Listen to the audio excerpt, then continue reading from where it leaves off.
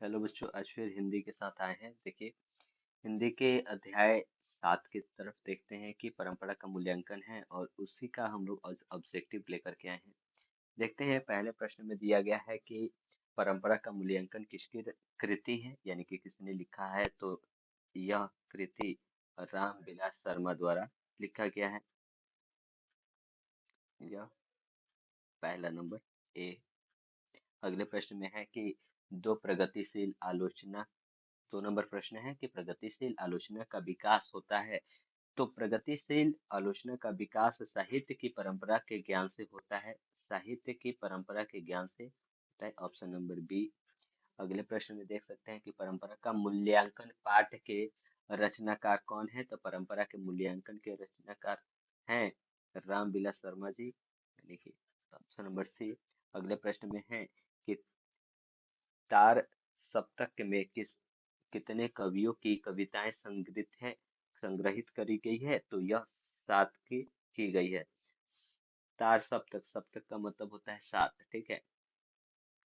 अगले प्रश्न में देखिए कि रामविलास शर्मा का जन्म कब हुआ था। तो रामविलास शर्मा का जन्म हुआ था 10 अक्टूबर 1900 1912 ईस्वी को हुआ था। साहित्य की परंपरा का पूर्ण ज्ञान किस व्यवस्था में संभव है। तो यह सामाजिक व्यवस्था में संभव है। समाजवादी जो व्यवस्था होती है उसी में यह संभव हो सकता है। अगले प्रश्न में है कि रामविलास शर्मा ने बीए कब किया था। तो रामविलास शर्मा ने बीए 1932 ईस्वी में किया था, ठीक है। अगले प्रश्न में देखिए, साहित्य सापेक्ष रूप में क्या होता है। साहित्य सापेक्ष रूप में क्या होता है। तो साहित्य सापेक्ष में स्वाधीन होता है। क्या होता है, स्वाधीन होता है। Option number D. बोला गया है कि वायरन किस भाषा के कवि है। तो वायरन एक अंग्रेजी भाषा के कवि थे, अंग्रेजी भाषा के कवि है, ठीक है। अगले प्रश्न में दिया गया है कि 10 नंबर, साहित्य में विकास प्रक्रिया किस तरह संपन्न होती है। साहित्य में विकास प्रक्रिया किस तरह संपन्न होती है। तो यह विकास समाज की तरह विकसित होती है। समाज जैसे विकसित होता है उसी प्रकार से यह भी विकसित होती है। अगले प्रश्न में दिया गया है कि निराला की साहित्य साधना किनकी कृति है। तो निराला की साहित्य साधना कृति जो रामविलास शर्मा जी की कृति है। अगले प्रश्न में देखिए 12 नंबर में कि परंपरा का मूल्यांकन किस विद्या की रचना है। तो परंपरा का जो है निबंध है, ठीक है। अगले प्रश्न की तरफ पढ़ते हैं। 13 नंबर में निराला की साहित्य साधना कितने खंडों में रचित की गई है। तो निराला की साहित्य साधना 3 खंडों में रचित है। 14 नंबर, रामविलास शर्मा किस संस्था के निर्देशक बने। तो यह बने थे के एम हिंदी संस्था के ये बने थे। उसके बाद 15 नंबर, प्रेमचंद्र और उनका युग किसकी रचना है। तो प्रेमचंद्र और उसका युग जो है वो डॉक्टर रामविलास शर्मा की रचना है। उसके बाद 16 नंबर प्रश्न में है कि एथेंस किस महादेश में है। तो एथेंस यूरोप महादेश में है। एथेंस किस देश का था, यूरोप का था। अगले प्रश्न में है कि लैटिन कवि कौन कौन है। तो लैटिन कवि वर्जिल वर्जिल वर्जिल जो है वो क्या है, लैटिन कवि है। 18 है, अज्ञेय ने तार शतक कब संपादित किया था। तो यह 1943 ईस्वी में किया था। कब लिखा था इन्होंने, 1943 में। अगर याद नहीं होता है तो 1943 यानी कि 43 को यदि आप जोड़ना चाहें तो जोड़ करके देख सकते हैं कि 7 आता है।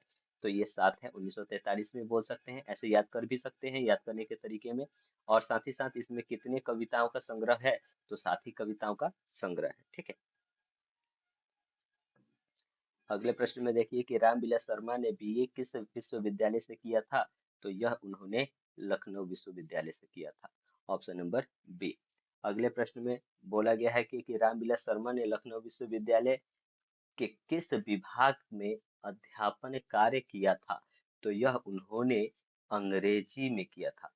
ये अंग्रेजी विभाग में जाकर के वहां पे उन्होंने अध्ययन कार्य किया था।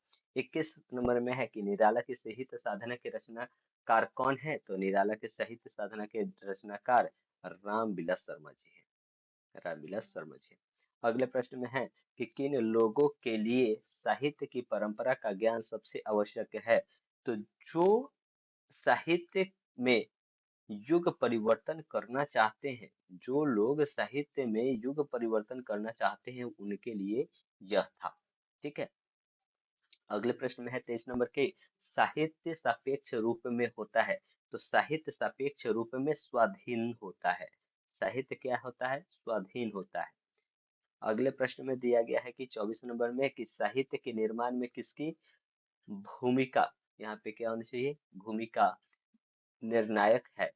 तो इसमें किसका निर्णायक होता है? तो प्रगतिशाली या प्रतिभाशाली प्रतिभाशाली मनुष्य की, प्रतिभाशाली मनुष्य की इसमें सबसे ज्यादा भूमिका निर्णायक होती है। अगले नंबर प्रश्न में देखिए कि 25 नंबर में कि अविच्छिन्न का शाब्दिक अर्थ क्या होता है? तो अविच्छिन्न का शाब्दिक होता है अटूट। यह क्या होता है? अटूट होता है, यानी कि कोई भी नहीं टूट। ठीक। अगले प्रश्न में दिया गया है 26 में कि कौन सा ऐसा गुलाम देश था जिसकी सभ्यता ने सारे यूरोप को प्रभावित किया?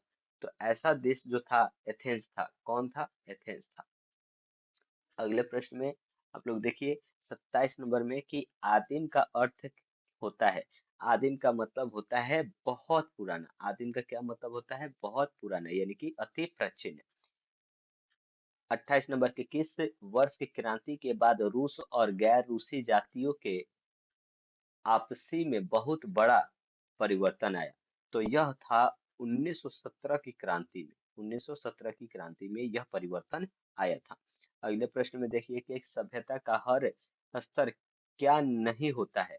तो सभ्यता का हर स्तर वर्ग युद्ध नहीं होता है। वर्ग यानी कि जातियों का युद्ध नहीं होता है। अगले प्रश्न में है 30 नंबर में कि शर्मा जी ने पुरस्कार की राशि किसे दान स्वरूप दे दिया था? तो यह उन्होंने भारत सरकार को दान के स्वरूप में दे दिया था। ये इतना ही प्रश्न था आज के लिए, इतना ही। ठीक है। ये अच्छा लगता होगा तो आप लोग लाइक कर सकते हैं।